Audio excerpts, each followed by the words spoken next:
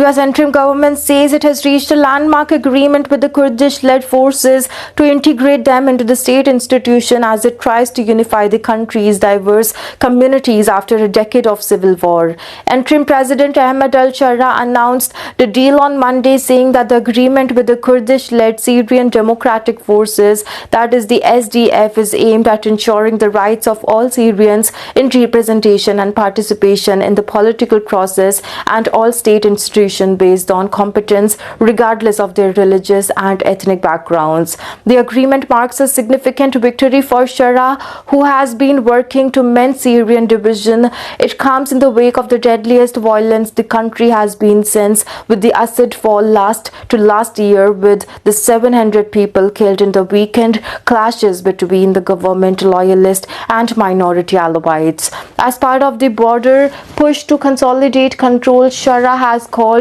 on all the armed factions, including the Kurdish forces, to integrate into the National Army. The People's Protection Unit, that is YPG, a key faction within the SDF, had pushed for the creation of special units within the military as a condition for joining, but Shara rejected the demand. The deal would formally recognize Syria's Kurdish community as an integral part of the state, granting citizenship to tens of thousands who were previously denied it under the Assad regime decades-long rule. We consider the agreement a real opportunity to build a new Syria that embraces all its components and ensures good neighbors, the SDF General Commander Mazloum Abdi said on the statement on X. Also, it remains unclear how the SDF's integration into the Syria state institution will take shape, also said Natasha Hall, a senior fellow of the Center for Strategic and International Studies, adding that the deal's term aligned with SDF's earlier demands